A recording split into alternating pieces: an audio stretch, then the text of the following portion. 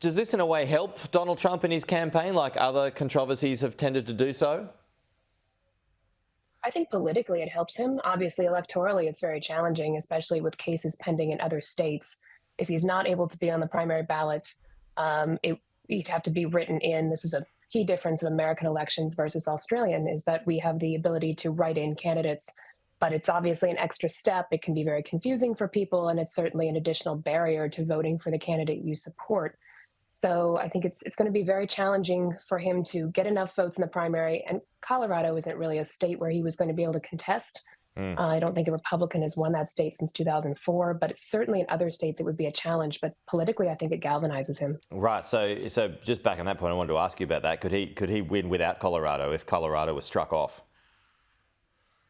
He can definitely win without Colorado, but as if those states begin to accumulate, and this is where I think the Supreme Court, the U.S. Supreme Court, coming in and taking a look at this would be crucial, and I hope they decide to take that up.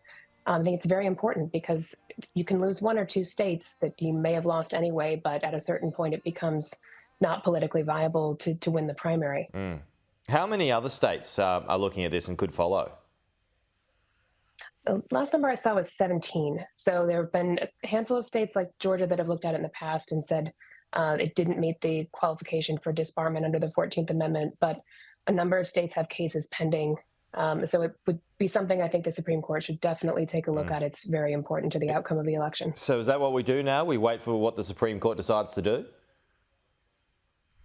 Unfortunately, we do, but it is a very tight timeline for turnaround, whether or not they'll decide to take it up. And they have a couple of other Trump-related issues pending. So I'm hopeful that they will decide to move quickly, but I'm sure they're looking at it with the same lens.